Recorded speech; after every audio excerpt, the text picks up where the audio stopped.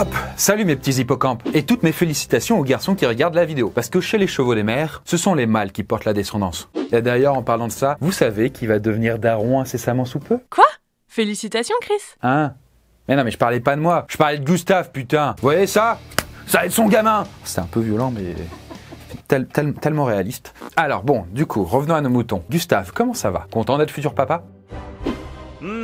Alors, je sais que t'aimes les expériences cheloues, hein, mais c'est vraiment Gustave qui va porter l'enfant? Alors c'est vrai que ça aurait pu être rigolo, mais pour des raisons évidentes de type anatomique, ce n'est pas Gustave, mais bien Gustine, hein. Et même pour l'accompagner, on a trouvé une super professionnelle pour répondre à toutes ces questions. Souvenez-vous, dans notre épisode « Naître, ça fait quoi ?», on s'était davantage intéressé à l'évolution du bébé pendant ces 9 mois, mais qu'en est-il de la personne qui est littéralement en train de concevoir un être vivant? Parce que entre la montée d'hormones qui rendrait n'importe qui complètement barjot, les coups de pied de ce cher alien et le corps qui enfle comme un ballon, on est quand même sur une expérience extrême. Non, mais va falloir qu'on trouve un moyen d'immortaliser tout ça, hein. Je suis sûre que Gustine sera ravie de retrouver des photos d'elle où elle a triplé de volume. Ah bah attends, justement, j'ai le truc parfait pour ça. Hop là, regardez-moi cette beauté qu'on vient de recevoir. Waouh, un téléphone. Je m'attendais à un truc révolutionnaire, moi. Alors, ce n'est pas qu'un téléphone. Enfin si, c'est bien un téléphone, sauf que là, je parle quand même du dernier Xiaomi. Bon, vous avez certainement déjà entendu parler de cette marque, parce qu'on est quand même sur le deuxième plus gros vendeur de smartphones au monde. Et vous les connaissez peut-être aussi pour leurs trottinettes électriques, leurs télés ou leurs ampoules connectées. Oui, voilà, rien que ça. Et là, j'ai le dernier Xiaomi 12, et là, c'est la version Pro entre les mains. Et il est vraiment top pour faire des photos. Ah ouais? Comment ça? Déjà, c'est un modèle avec une triple caméra très haute résolution et qu'il a plusieurs objectifs. Non mais regardez-moi quand même cette qualité. Et d'ailleurs, vous pouvez aussi filmer jusqu'en 8K et prendre des photos de nuit. Et ce sera toujours aussi quali. Ah ben ça c'est parfait pour immortaliser les cernes de Gustine à 4h du mat. Tout à fait, ça peut donner des clichés fantastiques. Et regardez comme le téléphone est classe. En plus de ça, il est surpuissant avec un processeur 5G Snapdragon 8 Gen 1. à vos souhaits, oui. Et il peut se recharger en moins de 20 minutes. Bref, un vrai petit bijou de technologie. Et pour ceux qui ne jurent que par Google, le Xiaomi 12 Pro a intégré toutes les applis du géant américain, comme Google Translate, Google Assistant ou Google Maps. Voilà, donc en résumé, on a un super téléphone haut de gamme et qui peut faire des photos dignes d'un vrai réflexe, et ceci à partir de 1099 €. Et pour ceux qui ont quand même envie de se faire plaisir avec un plus petit budget, eh ben il y a aussi la version mini, le Xiaomi 12. Il est plus petit et plus compact, mais tout aussi puissant, pour un prix à partir de 899 €. Et les deux modèles ont une mémoire de 256 Go, donc vous avez de quoi stocker un max de trucs. Ah, et d'ailleurs, si vous commandez un téléphone de la série Xiaomi 12, eh bien, vous recevrez aussi une super montre connectée Xiaomi Watch S1. Voilà, ça c'est cadeau, ça fait plaisir. Bref, allons retrouver Gustine pour voir comment va se porter son mini Gustave, puisque nous allons découvrir ensemble ce que ça fait d'avoir un petit être qui pousse dans son ventre. Alors, être enceinte, ça fait quoi ?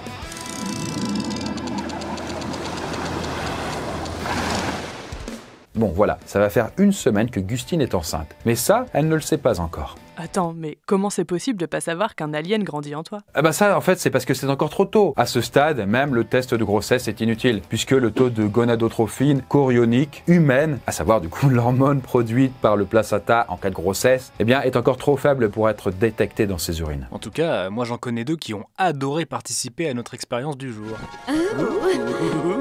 Effectivement, si notre couple a mis beaucoup de cœur à l'ouvrage pour devenir parents, eh bien on peut dire qu'ils ont été plutôt chanceux, puisque selon le gynécologue David Elia, il faut en moyenne 7 mois à un couple à l'activité sexuelle régulière pour concevoir un gamin. En gros, c'est pas aussi simple que papa d'un maman. Mais du coup, comment on fait pour savoir si on est vraiment enceinte? Bien, en vrai, c'est pas si simple à dire, puisque après une semaine, il n'y a rien qui puisse vraiment prouver une grossesse, mis à part quelques petits signes incertains, hein, genre des petits saignements, des douleurs au ventre, une grosse fatigue, des nausées, bref, des symptômes qui peuvent aussi passer pour une sorte de grosse gastro des familles. Autrement dit, être enceinte, c'est comme une gastro.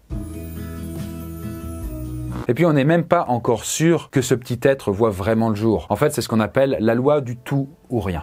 Selon le docteur Frédéric Rodieux, 50% des grossesses actuelles ne sont pas planifiées. Il n'est donc pas rare qu'une femme consomme des substances nocives comme de l'alcool, de la drogue ou des médicaments, sans savoir qu'elle attend un enfant. Or, c'est dans ces 15 premiers jours, la phase péri-implantatoire, que se joue la loi du tout ou rien. Soit les substances nocives interfèrent avec la division de l'œuf et provoquent une fausse couche spontanée, soit l'œuf peut compenser les éventuelles lésions et vivre sans séquelles. Bon, je sais que c'est pas la partie la plus fun de la vidéo, mais rassurez-vous, Gustine va bien. Elle vient d'ailleurs de se rendre compte qu'elle a un retard de règles. Elle va donc faire une petite picouse, histoire de voir si elle a bien un polichinelle dans le tiroir. Et on la retrouve quand même juste après, pour la grande annonce. Voilà, c'est officiel, Gustine a fait ses tests, elle est bel et bien enceinte. Félicitations aux futurs parents! C'est moche! Mais bon, vous savez, l'euphorie des débuts va vite laisser place à l'arrivée en force des hormones. En fait, c'est grâce à elle si l'embryon se développe bien et que le corps de Gustine se prépare tout doucement à l'accouchement. Sauf que ce que Gustine ne sait pas, c'est que ces hormones vont lui faire vivre de véritables montagnes russes tout au long de sa grossesse. Voilà, elle ne va pas pouvoir contrôler grand-chose, un peu comme quand vous faites de l'aquaplaning sur l'autoroute et que vous ne pouvez rien empêcher. En fait, à cause de la gonadotrophine, Gustine peut être sujette à des nausées matinales et même carrément gerber partout. De plus, Gustine peut aussi être très fatiguée à cause de la progestérone, une hormone qui possède un effet sédatif. Et puis, sinon, elle peut aussi faire de la rétention d'eau, avoir des remontées acides et même être constipée. Bref, que du bonheur, que du bonheur. Mais il y a quand même des petits côtés positifs là-dedans, genre le teint frais, des jolis cheveux, une belle peau. Et puis il y a aussi un gros changement physique, vous voyez plutôt. Oh putain, gros nibar. Mais d'ailleurs, elle a pas des rendez-vous médicaux, Gustine, là? Bah oui, tu fais bien d'en parler, puisque on dirait pas comme ça, mais faire un bébé, c'est comme lancer son business. En fait, il y a tout un tas de paperasse à gérer, c'est ça que je voulais dire. Mais heureusement que Gustine a trouvé une super sage-femme pour l'aider à s'y retrouver. Alors le premier rendez-vous avec le soignant, il est super important parce qu'il permet d'établir un bilan santé physique et psychologique de la patiente, de prévoir la date présumée de l'accouchement, mais surtout d'établir un lien de confiance entre le soignant et la patiente. Bon, maintenant que Gustine est rassurée, on va pouvoir la laisser se reposer un peu avant de la retrouver au 2e trimestre. Bien, ça fait maintenant 6 mois que Gustine est enceinte et pour le moment, ça se passe plutôt bien. En fait, en moyenne, les femmes prennent entre 1 et 2 kilos par mois, soit entre 3 et 6 kilos pour le 2e trimestre. Après, évidemment, ça dépend aussi de ce qu'elles bouffent. Take another bite real quick.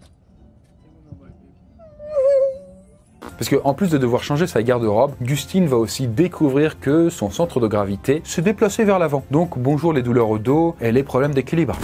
Ouais, vous imaginez bien avoir un gros sac là du coup sur le ventre tout le temps. Mais autre petit changement, un brin relou, le débit cardiaque augmente de 40%. Et ça c'est pareil pour la respiration. Car en fait du coup les besoins en oxygène sont multipliés par 2 ou 3. C'est quand même énorme. Hein. Du coup ça se traduit par une hyperventilation, ce qui explique que parfois les futures mamans sont essoufflées et ont l'impression d'avoir couru le marathon alors qu'elles sont juste allées pisser. Enfin, la circulation sanguine augmente, ce qui provoque une dilatation des veines, d'où l'apparition de varices et de vergetures un peu partout sur le corps. Et puis c'est aussi le moment des premières contractions, dites de Braxton Hicks. Ouais, en fait c'est quand on a un peu l'impression que le bébé fait du kung-fu dans le bide.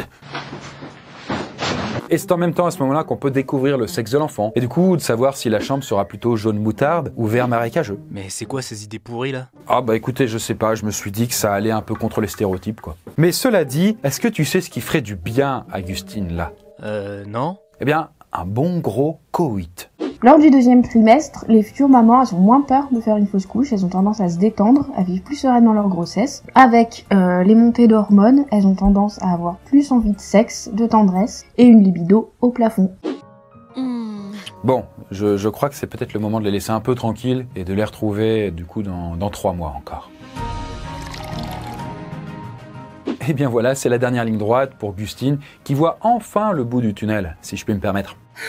Oh là, mais ça n'a pas l'air d'aller fort par là. En même temps, c'est pas si surprenant, hein. Surtout quand on sait que Gustine a pu prendre entre 9 et 16 kilos. Et d'ailleurs, parfois plus, et sur la totalité de sa grossesse. Hein. Et forcément, tout ça, ça fatigue. Et les dernières semaines sont donc longues à tenir.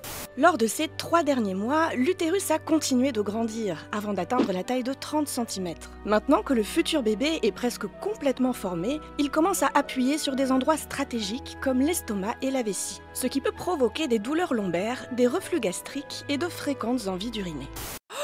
Et d'ailleurs, est-ce que vous savez ce qui pourrait être sympa pour rassurer un peu Gustine? Bien, des cours de préparation à l'accouchement. Ces cours préparatoires, ils vont permettre à Gustine d'en savoir un peu plus sur son futur accouchement, le déroulement, les potentiels risques. On parlera de la prévention du baby blues, les petits tips pour gérer la douleur et le stress le jour J. Et toutes ces sessions de préparation à la naissance, ça va aider Gustine à être plus sereine le jour J, ce qui n'est clairement pas du luxe. Elle a raison de venir me voir, Gustine.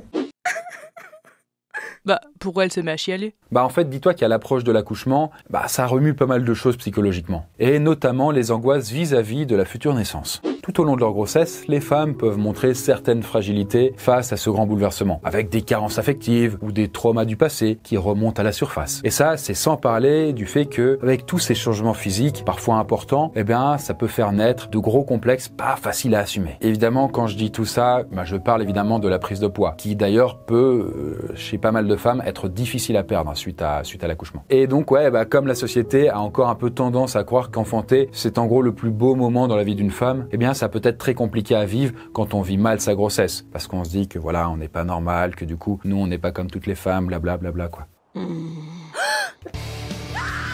Oui bon, les sautes d'humeur sont toujours plus fréquentes, alors si vous côtoyez une femme enceinte et qu'elle menace de vous buter, ne lui en tenez pas rigueur. En tout cas, il n'y a plus qu'à attendre que le bébé se pointe. Oh mon Dieu! Mon Dieu qu'il est laid!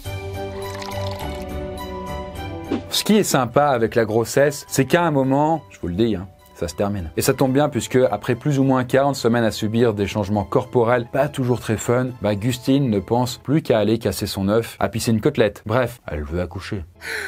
Mais du coup, comment on fait pour savoir que le bébé est en route? Le premier indice peut arriver quelques jours, voire quelques semaines avant l'accouchement, avec la perte du bouchon muqueux. En gros, c'est un liquide visqueux chargé de protéger le bébé des infections éventuelles. Mais pas de panique, c'est pas parce qu'une femme perd son bouchon muqueux, oh la boulette, qu'elle va tout de suite mettre bas sur votre canapé neuf. C'est juste la preuve que tout fonctionne bien. Et ensuite, on a des contractions plus ou moins rapprochées. Et dans le genre, indice bien visuel, il y a aussi la perte des os. D'ailleurs, on parle même de 1,5 litre de liquide amniotique qui s'échappe d'un coup. Voilà, ça peut être assez impressionnant, ça peut permettre de remplir une bouteille, quoi. Bon, par contre, va quand même falloir se grouiller d'aller à la maternité, parce que là, on a un peu rendez-vous avec la vie. D'ailleurs, ça dure combien de temps un accouchement ? En fait, ça va dépendre déjà du poids du bébé. Parce qu'une crevette de 2,2 kg, c'est plus facile à faire passer qu'un mastodonte de 4,5 kg, vous voyez. Ou même si la maman est primipare, c'est-à-dire qu'elle accouche pour la première fois. Donc en moyenne, un accouchement en France dure 8 heures. Mais bon, il peut se passer tout un tas de choses qui font que ça peut être bien plus long que ça. Et sur une échelle de 1 à 10 de la douleur, on se situe où ? Là, après, ça va dépendre d'une femme à l'autre, mais on doit être sur du 2 ou 3, quoi. En fait, quand certaines vivent plutôt sereinement leur accouchement, d'autres comparent la douleur à la fracture de plusieurs os en même temps. Voilà, Gustave, t'es pas le seul à souffrir. Et encore une fois, c'est grâce aux hormones que, dans la majorité des cas, ça se passe plutôt bien. Tout au long de l'accouchement, le corps produit des hormones comme des endorphines qui engourdissent la douleur et de l'ocytocine qui a un effet analgésique. Malheureusement, ces phénomènes physiologiques sont très fragiles car de nombreux événements comme le stress, la fatigue ou la peur peuvent rompre ce processus et empêcher les hormones d'agir. Et d'ailleurs, encore aujourd'hui, la mortalité maternelle, donc que la maman meurt en couche, ça existe encore, avec environ 50 à 100 décès par an. Faut savoir quand même que ce chiffre a été divisé par 70 depuis le 18e siècle. Donc c'est quand même beaucoup mieux qu'avant. En tout cas, voilà, après tous ces efforts, Gustine va pouvoir enfin rencontrer son bébé. Oh, comment ils sont trop mignons! Ça se voit trop que Gustine, elle adore déjà son bébé. Alors ça, c'est ce qui se passe dans le meilleur des cas, mais en réalité, ce n'est pas toujours cette histoire qu'on peut compter. Alors le baby blues, c'est une réaction émotionnelle tout à fait normale. Elle concerne environ une femme sur 2 après l'accouchement. Avec la fatigue, le stress, les douleurs, Gustine, elle peut se sentir coupable face à ce nouveau rôle dont elle a tout à apprendre. Le plus grand danger, c'est de pas en parler, parce que le risque majeur, c'est la dépression du postpartum. Il est assez important et il concerne 12% des jeunes mamans. Alors, après tout ça, est-ce que ça vous tenterait de devenir papa ou maman? Peut-être que c'est d'ailleurs déjà le cas et félicitations. Mais en tout cas, ça rappelle à quel point le corps humain, et notamment celui des femmes, est une machine sacrément bien fichue, capable de donner la vie en seulement 9 mois. Faut avouer qu'il y a quand même quelque chose de fascinant là-dedans. Bon, après, espérons quand même que Gustave s'occupe aussi bien que son gamin, que moi je m'occupe bien de lui, si vous voyez où je veux en venir. C'est un peu l'angoisse quand même, ce truc.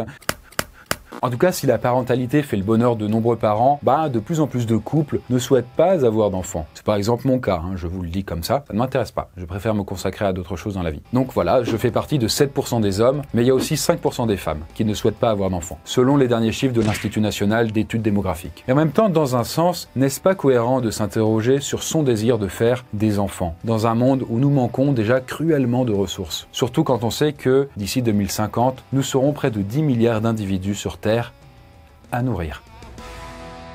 Eh bien voilà la poiscaille, j'espère que la vidéo vous a plu. J'espère que ça vous aura pas fait trop peur non plus, puisque en même temps, si la plupart des gens font des enfants, c'est que ça doit être pas si mal quoi. En tout cas, si vous cherchez un nouveau smartphone, pensez au dernier de Xiaomi, que ce soit le 12 ou le 12 Pro. Et si vous achetez le téléphone en passant par le lien en barre d'infos, vous aurez une montre connectée offerte. Voilà, sur ce, moi je vous dis à bientôt dans la prochaine vidéo. Bye.